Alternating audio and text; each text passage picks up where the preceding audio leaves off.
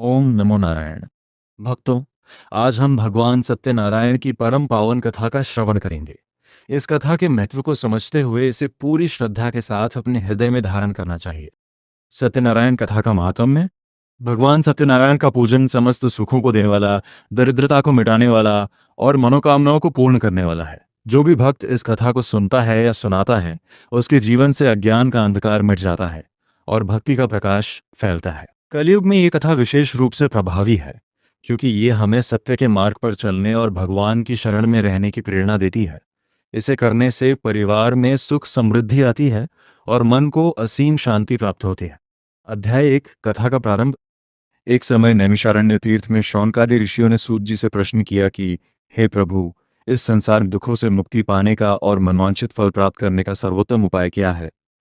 सूत जी बोले, हे ऋषियों, आप सभी ने बहुत कल्याणकारी प्रश्न किया है। भगवान नारायण ने स्वयं नारद मुनि को ये कथा सुनाई थी, जिसे भगवान सत्यनारायण व्रत कथा के नाम से जाना जाता है। एक बार नारद जी ने पृथ्वी पर लोगों को दुखी देखकर भगवान विष्णु से प्रार्थना की। तब करुणा के सागर श्रीहरि ने उन्हें बताया कि सत्यनारायण का व्रत पूजन ही कलयुग में समस्त कष्टों का निवारण है। अध्याय 2। शतानंद का ब्राह्मण और भगवान का रूप।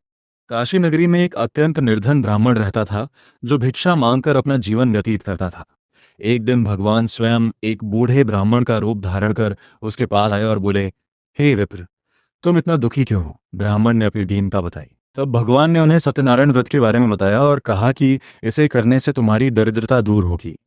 ब्राह्मण ने संकल्प लिया और अगले ही दिन भगवान की कृपा से उसे अपार धन धान्य प्राप्त हुआ। उसने श्रद्धापूर्वक अपने मित्रों और बंधुओं के साथ भगवान का पूजन किया। अध्याय 3। लकड़हारे की श्रद्धा। उसी नगर में एक लकड़हारा रहता था, जो प्रतिदिन जंगल से लकड़ियां काट कर बेचता था। एक दिन उसने देखा कि लोग एक स्थान पर बहुत श्रद्धा से पूजन कर रहे हैं।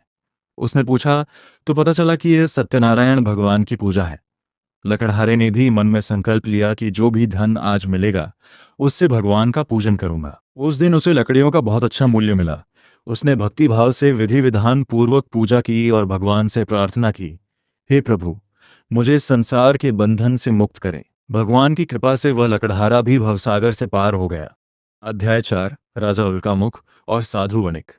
एक समय उल्कामुख नाम का राजा था, जो बहुत दानी था। उसके साथ साधु नाम का एक वणिक भी था, जो व्यापार करता था। साधु वणिक ने संतान की प्राप्ति के लिए सत्यनारायण व्रत का संकल्प लिया। समय बीतने पर उसे कलावती नाम की एक सुंदर कन्या हुई। एक बार राजा और वणिक दोनों व्यापार के लिए समुद्र किनारे गए। वहां भगवान की महिमा से वणिक के सारे धन चोरी हो गए और राजा को राजद्रोह के आरोप में कारावास की सजा मिली। अंत में उन्होंने भगवान सत्यनारायण का पुनः श्रद्धा से स्मरण किया और कठिन तपस्या के बाद भगवान ने उन्हें कारागार से मुक्त कराया और धन संपत्ति से संपन्न किया। अध्याय 5। भक्ति का अंतिम फल। साधु वणिक जब घर लौट रहा था, तब उसने भगवान के व्रत को भूलने की भूल की, जिससे उसकी नाव समुद्र में डूब गई। तब उसे अपनी गलती का एहसास हुआ। उसने पुनः पूरे मन से भगवान सत्यनारायण की प्रार्थना की।